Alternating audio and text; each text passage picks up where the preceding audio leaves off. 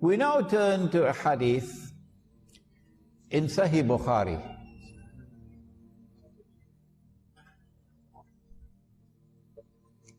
In which Nabi Muhammad alayhi salatu wasalam said, and it is a very short hadith, you can memorize it before you leave the masjid tonight. Kayfa antum? How will you be at that time? Oh, what a wonderful time that would be. إِذَا نَزَلَ عَلَيْكُمْ نُمَرِيَمْ, when the son of Mary will descend amongst you. Oh, so he's not descending in Rome. Oh no. When the son of Mary descends amongst you, whether they like it or whether they don't, when Jesus comes back, he's coming to us. He's descending amongst Muslims. كيف أنتم إذا نزل عليكم مريم وإمامكم منكم? And at that time, your Imam would be from within your own ranks. He would be a Muslim. And so there is an Imam in the end time. And the advent of that Imam, I'm going to use another big word now. First one was eschatology. The advent of that Imam will be contemporaneous. Long word, huh? Contemporaneous, meaning at the same time with the return of Nabi Isa alayhi salam. The advent of that Imam would be at the same time with the return of Nabi Isa alayhi salam. But he would have to come before. And then after he has come, then Nabi Isa alayhi salam will come. Who is that Imam who will emerge in the end time? And who is an Imam? And what will be the implications of the emergence of an Imam at that time? These are fascinating questions.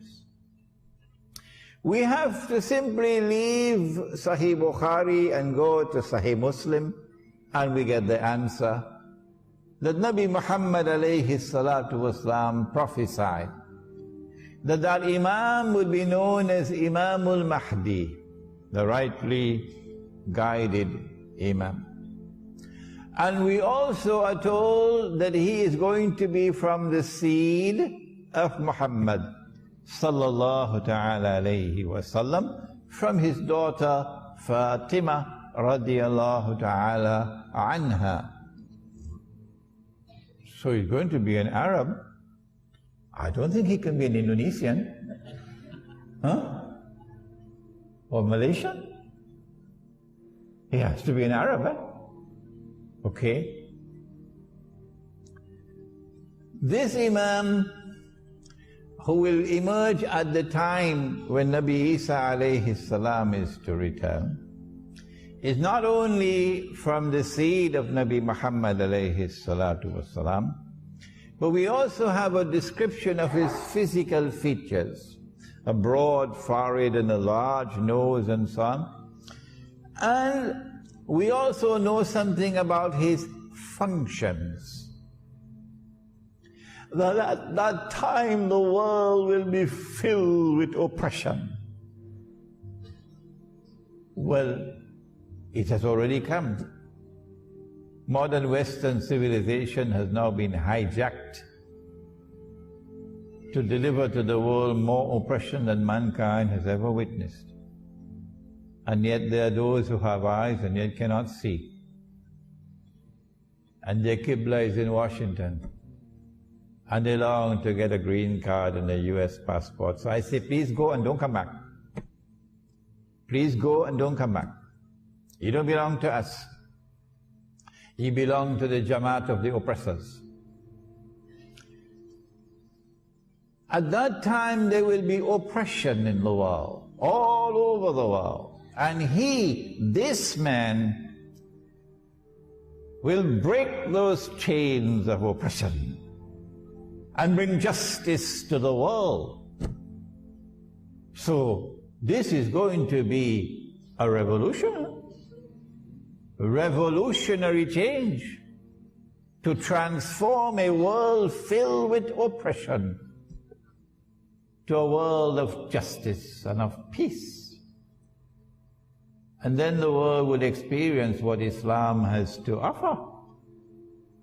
This would be an Imam who would come at a time of great poverty and destitution in the world. Well, it has already come. All those who stand up to Dajjal are today miserably poor. And all those who are faithfully following Dajjal are living in the comfort zone. That's what the Prophet prophesied. But when the Imam comes, he's going to share wealth to the people. Would it be US dollars? The last thing I heard about the US dollar was that it was in ICU in some hospital. Would it be the French francs or the Malaysian ringgit? Come on, wake up and stop this nonsense. Stop this nonsense. If you did not know it before, maybe tonight you should start to learn, that knowledge may enter into your head. The money that we are now using has come from Dajjal. If you've not studied international monetary economics, come to me and I'll teach it to you. The money that we are now using has come from Dajjal. The paper currencies have come from Dajjal. The electronic money which is taking over from the paper currencies have come from Dajjal. And they are functioning as an instrument, not only for the unjust transfer of wealth from the unsuspecting masses to a global predatory elite, but more than that. They're bringing a system of slavery upon the world, enslaving mankind. And Nabi Muhammad alayhi salatu wasalam prophesied that in the end time there will be slavery. He said a slave woman, you remember? Don't you? He said a slave woman will give birth to her mistress. We have a conference in PWTC on Tuesday and Wednesday. If you can take 2 days off, leave, come join us. There's a flyer outside about the conference. It is on the prohibition of riba in Islam. Nabi Muhammad alayhi salatu wasalam told us that Imam is going to share wealth. Which kind of money? Oh, you know it. I don't have to tell you. It's the money which is in the Quran. When last did you open the Quran and look in the Quran to see whether there's money in the Quran? Huh? Is the dinar in the Quran? Yes, it is. Is the dirham in the Quran? Yes, it is. That's bad news for some of you who have neglected the Quran. And so he's going to share dinar and dirham, money that Allah ordained to be used as money. And if we had been using that money, Indonesia would not be miserably poor today. And Egypt would not be miserably poor today. And Bangladesh and Pakistan and Afghanistan would not be miserably poor today. And Africa would not be miserably poor today. He will share that money to such an extent that no one would be willing to accept zakat.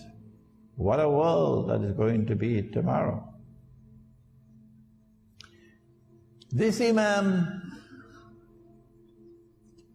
is called Imam, but the word Imam here is synonymous with Amir or leader. So he is not only Imam al-Mahdi, he is Amir al-Mu'mineen, the leader of the believers.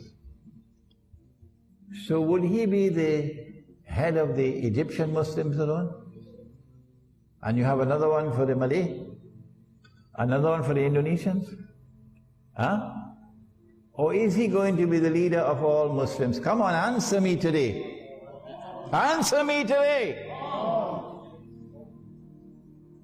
You know, he prophesied about the end time, that knowledge will disappear. Knowledge will disappear. And here's the evidence. That when that Imam comes, he is going to be Amir al-Mu'mineen. So then what are you going to do with your Egyptian citizenship and your Egyptian passport? I don't want to go further than that.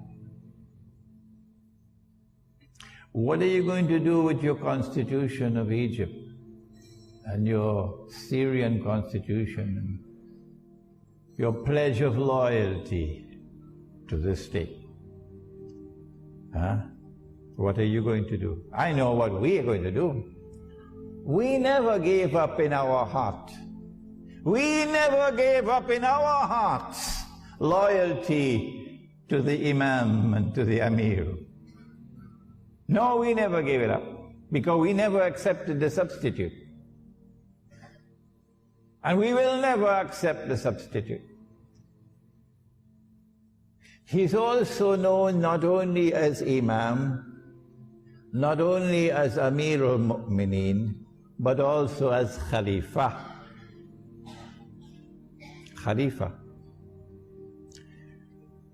And this brings us to our difference of opinion with the Shia.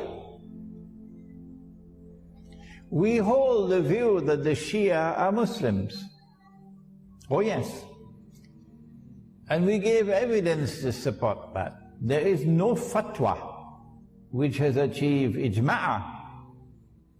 No. Because the Shia have performed the Hajj continuously to this day. No one has stopped them. And so the ijma' of the Ummah is that the Shia are Muslims. And if they are Muslims, then you have to relate to them as brothers. Ruhama'u baynahum. And if you differ with them, you must differ in a way which is constructive and not destructive. We say that the first Amir, the first Imam, the first Khalifa was Abu Bakr Siddiq radiallahu ta'ala anhu. And then after him was Umar Farooq radiallahu ta'ala anhu. And after him was Uthman Ghani radiallahu ta'ala anhu. And after him was Ali radiallahu ta'ala anhu, Ali ibn Abi Talib radiallahu ta'ala anhu. And we have said, and we have not spoken with hostility and bitterness and enmity. We have spoken with sadness in our hearts. That if you declare of Abu Bakr Siddiq radiallahu ta'ala anhu, that he was a usurper who stole somebody else's position, we say that you are misguided. If you're annoyed with us, what can we do? But facts are facts. And we say that if you say that Umar radiallahu ta'ala anhu was also a usurper, we say that's double misguidance. And if you compound that by saying that Uthman Ghani radiallahu ta'ala anhu was also misguided, we say, come on, it's time to wake up from your sleep. And we're not speaking these words with bitterness. and with anger and with hostility. We're speaking these words with sadness. And it's because we call them the khulafa that we say that the Imam who is to come will also be Khalifa. What is the implication now of Allah subhanahu wa ta'ala sending to us a Khalifa and saying to him that he will be from within your own ranks? كيف أنتم إذا نزل عليكم مريم وإمامكم منكم, and your Imam will now be from within your own ranks. Very clearly to me, this hadith is anticipating a time will come when we will no longer have khilafah. No. That we will be ruled by those who are not Muslims. There is no authentic Islamic rule anywhere in the world today, because those who rule us are not Muslims. Where is the evidence? When last did you take up the Charter of the United Nations Organization? And if you are in Iran and you listen to this lecture, I'm talking to you. I'm talking to you. Take up the Charter of the United Nations Organization and open it and read, I believe it is 24 and 25, where the Charter of the United Nations says, in effect, that in all matters pertaining to international peace and security, Allah is not Al-Akbar. No. The Security Council of the United Nations is Al-Akbar, meaning there is no authority above it. That is shirk. And so once you are a member of the United Nations Organization, your Amir al-Mu'mineen, your Khalifa, your leader, your ruler, ultimate ruler is the Security Council of the United Nations. And so you can call yourself an Islamic Republic, like Pakistan used to do before it became an American Republic. And I don't say this to ridicule the Pakistani people, because I studied in Pakistan, and my heart beats with the people of Pakistan who are imprisoned in Pakistan because they don't have the freedom to choose their own leader. Their leader is chosen in Washington by the Zionists. And so, a time is going to come when we will be ruled by those who are not from within our own ranks. So you had Amir al-Mu'mineen George Bush. But that's not going to last forever. No. When Imam Mahdi comes, that's goodbye to the substitute that they gave us for the Khilafah. Dajjal gave us the modern secular state. And the modern secular state has replaced the Khilafah. And all of mankind, illa masha'Allah, have pledged their allegiance to the modern secular state, loyal to the modern secular state and to its constitution. And as a consequence have said goodbye to Allah and to the Khilafah. But you and I have not done that. In our hearts we are faithful to Allah and to His Messenger. And in our hearts we are faithful to Islam's model of a political state, the Khilafah. And in our hearts we long for that day when the Imam will emerge and the Khilafah will be restored. Is it possible for the Khilafah to be restored before the Imam emerges. There is a hadith in Sahih Muslim that a Khalifa will die and there will be disagreement concerning succession. I think you already guessed who it's going to be. There will be disagreement concerning succession. And then a man will emerge out of Medina. Remember Medina, not Jakarta, Medina. And he will hurry to Mecca. And the people of Mecca will come out to him and urge him and try to force him to accept the bay'ah. No, we have problem here. We have heard this word for years and years and years and years. The word bay'ah has been put in something called cold storage.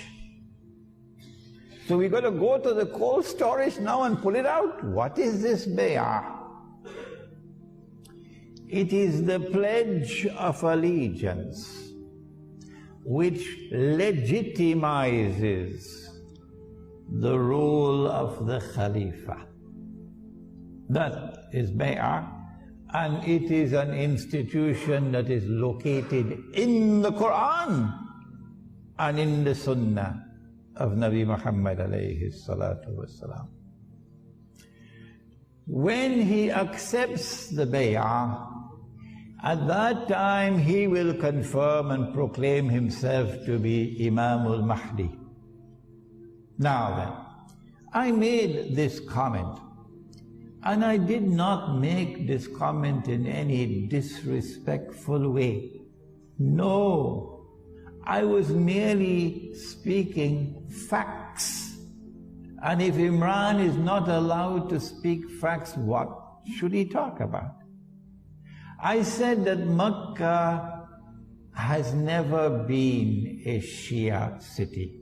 Is that true or is that false? Tell me. I never said that there are no Shia in Saudi Arabia. Now you come to hit me with a left uppercut for something I never said. Please have some respect for your own intellect and don't quote people wrongly. What I said is that Mecca has never been a Shia city. Is that true or is that false? There is nothing to suggest to us that that situation will change in the future and that Mecca will transform itself and become a Shia city. There is no evidence to support that. And therefore we ask, how can a people of Mecca who are not Shia, how can they go out and pledge allegiance to a Shia?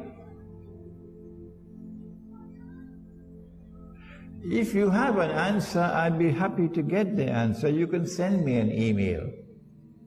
And I am not wearing any boxing gloves. No, this is not the age for that.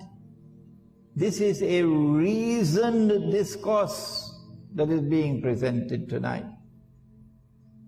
And so I conclude that the Imam cannot be Shia. This is my conclusion. If you differ with me, that does not mean that we should have boxing gloves fighting each other. No. Now then,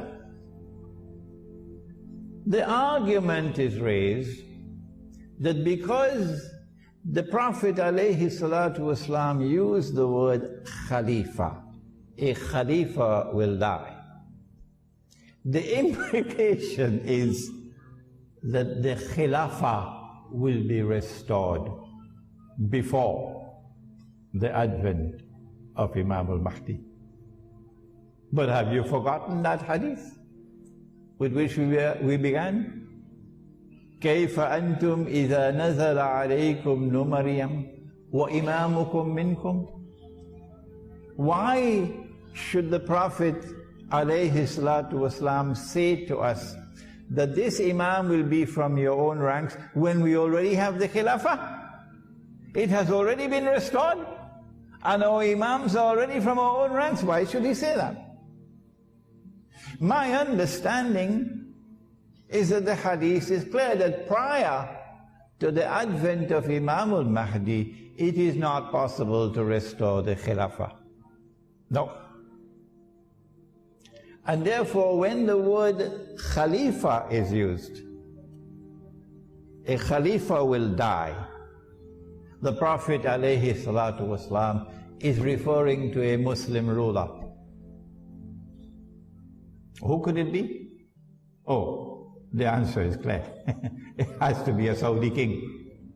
We could have 5,000 princes out there waiting, struggling, fighting to take over. And there's already sufficient evidence of internal conflicts and rivalries within the big Saudi clan. So, a Saudi king will die. It can't be Fahad because he's already dead. Would it be Abdullah? I don't think so. And I'll let you know why in a moment. When that Saudi king dies and there is disagreement concerning succession, it is at that time that Allah will send the Imam. Is the Imam born already? This is not arrogance on my part. No. When I say, I don't know and I don't want to know. So please don't send me emails asking me whether the Imam has been born already. What is important is that Allah places a cover and Allah conceals him. And no one knows that he is the Imam until that moment arrives. When the king, the Khalifa dies, and there is disagreement and so on, then he proclaims himself to be the Imam. Until that moment, we don't know who is the Imam. So is he born already? No, come on. I don't know and I don't want to know.